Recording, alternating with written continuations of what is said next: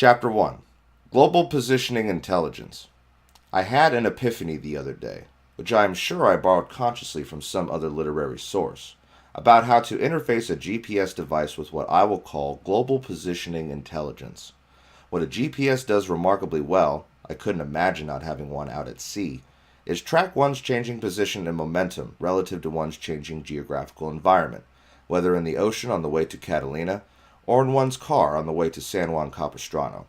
More pointedly, a GPS is an information tool that is constantly being updated by electromagnetic waves bouncing off a satellite in space.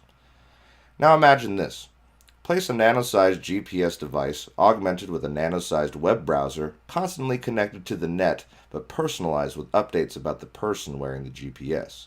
So that not only is the person being tracked, but the person is also housing tremendous amounts of personal information or data about who they are. Now imagine that you too have the same device implanted on you, and with the sunglasses you are wearing, or the skin chip you have embedded, you have the ability to get an immediate reading or display of incoming blips on your data radar screen. So you walk down Main Street in Seal Beach to get a slice of Z pizza and run into a stranger who accidentally bumps into you. Immediately, or even seconds or minutes or hours before, you get a reading of personal data concerning that ship passing in the night, replete with a personal profile. In sum, that person is a stranger no longer.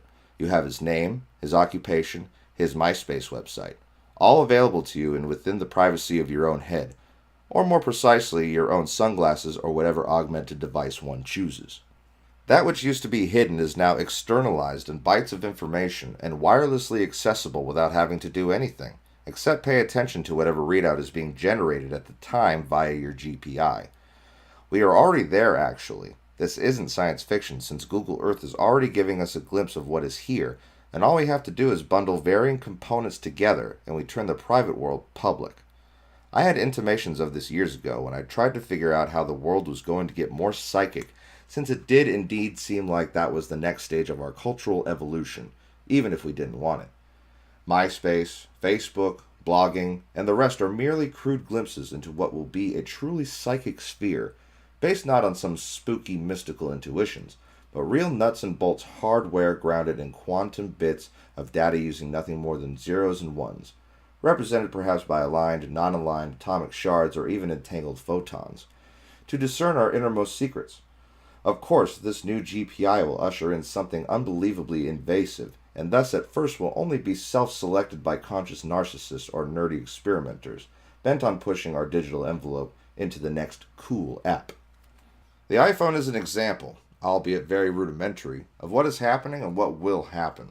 I remember just 6 or 7 years ago, writing in these pages, about how upset a colleague of mine was because I had the audacity to post my diary online for all to see.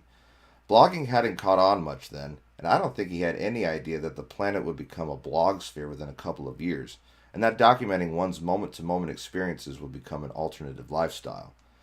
But scratch all that. The interesting chapter is when we all become walking or driving GPIs, and such personal information pushes itself on us, versus the pooling we are doing now in the slow, type, mouse click, touch, or scroll way, etc. What does this portend? Well, to put it in literary terms, it means that Aldous Huxley's Brave New World is going to mate with George Orwell's 1984, and well, the GPI will be its most legitimate offspring. We are going to let the world in because we want to be known. We want to extend Warhol's 15 minutes of fame to 24/7 online availability. As Huxley rightly pointed out, we are going to let ourselves be controlled, because we are going to entertain ourselves to death, and Big Brother didn't have to do it by getting us under house arrest. We will do it to ourselves, just like we are doing now, because the psychological need to be connected, even if it is a fictional connection, is greater than the need to remain privatized. We are a social animal par excellence, and we are a psychic animal par excellence. Before, we didn't have the technology to do what magicians faked in the past. Now we don't have to fake it, except in creating fictional avataric lives. Forget usernames. That was merely the first warning shot across the net divide. We will truly become the actors and actresses that our virtual simulators, known as self-awareness, has already prepared us for. To analogize a bit here, the neuron is only as good as its synapses, axons, and dendrites. In other words, the neuron works because it is connected and given enough of those viable connections. We have a brain that developed consciousness or self-awareness. which, if it is anything, is another name for a self-navigating system with the ability to virtually simulate that which is not there presently. So, where does this lead us to via the GPI? Get ready to go on stage, the world stage, even if you don't want to. Google Earth has already put your private backyard online for close-ups for the world to see. Now it is only a question of time when we are going to put our mind on display for all to see. A Google Psyche is already birthing, and we are its attendant midwives. While I realize that some of this sounds a bit far-fetched, but surprisingly I think it is understated. Ironically, I realized long ago that the best way to keep your privacy is to act as if everything you do is in public. Only those who know and love you and are intimate with you will realize how different you really are from the GPI profile you gave out so freely. Or, as Mikhail Naimi said long before we went digital, speech is at best an honest lie, to which I would add the image of yourself that you project in a public space is the pathway to retaining your privacy. The Zen koan of our freedoms: more disclosures, more privacy. First postscript. I wrote the previous article several years ago, and the future has arrived much faster than I even imagined. As William Gibson famously pointed out, the future has already arrived, it's just not evenly distributed. Just today, for instance, the Los Angeles Times, April 18, 2011, carried a front-page story describing how smartphone apps use GPS to help singles connect in a crowd. About a dozen smartphone apps enable people to connect at sports events, shopping malls, and other public places, using the same location-based technology that tells you about a traffic jam ahead or whether there's a sale on jeans at a store you are walking past. Proponents say it's simply a modern answer to the age-old question, where can I meet someone? The whole point is to facilitate real-life meetings, said Christian Wickland, founder and chief executive of Scout Inc., the San Francisco company that makes the dating app used by Bergman and Riley. It takes a lot of courage just to walk up to someone. These are good icebreakers. Scout, which is the largest of the location-based dating apps, claims 5 million subscribers and says the average age of users is about 26. Grindr, aimed at the gay market, said it has 1.8 million subscribers. Most of these dating apps are free and work about the same way. People download an application and set up a profile that includes their photo, their interests, and the type of person they are looking to meet. These apps are advertising supported and offer added services for a fee. Subscribers to Are You Interested can pay $1.99 a month to find out who has browsed their profiles. They can also send pictures of puppies or Cupid's arrows, each cost 99 cents, to flirt with possible suitors. For digital wallflowers, Scout offers wink bombs that send all selected nearby subscribers a pickup line. Sample: are you a parking ticket? Because you have fine written all over you. But these dating apps are merely the pilot waves of a future tsunami of GPIs. While meeting strangers for a hookup is always an iffy proposition, meeting those with whom one is already aligned is a no-brainer. And of course the pun here was intentional. So it isn't a stretch to imagine that this year or next we will see dozens of apps using our GPS in consciously intelligent and socially aligned ways so that we can, if we so desire, with the on-off option always looming large, gather in random places and in random moments with those who share our interests, from very specific religious affiliations to very specific culinary desires to very specific intellectual quests. The GPI we desire literally kills the Facebook of today.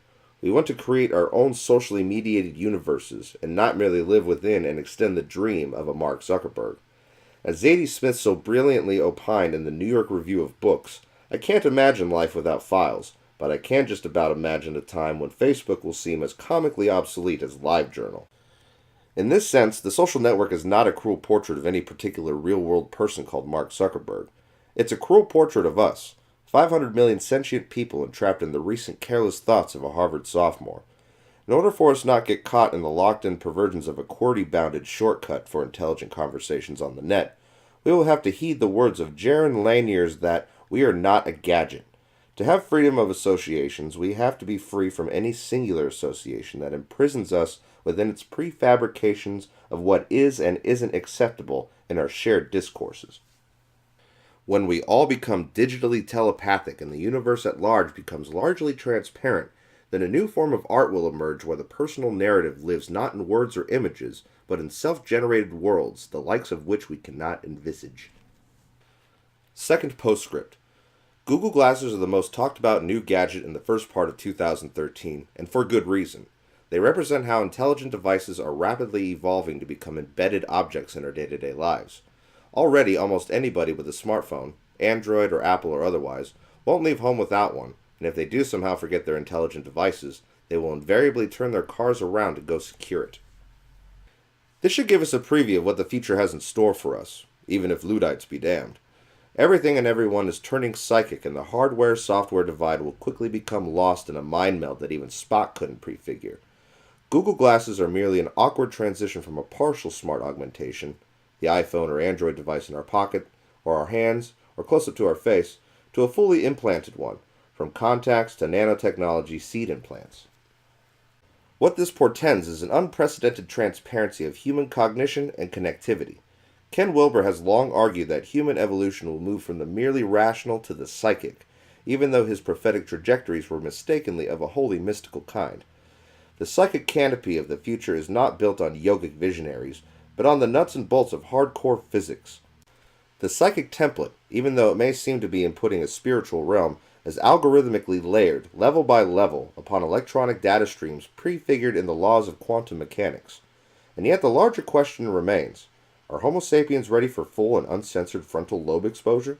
Perhaps Neil Postman's famous book, Amusing Ourselves to Death, should be retitled to Exposing Ourselves to Death.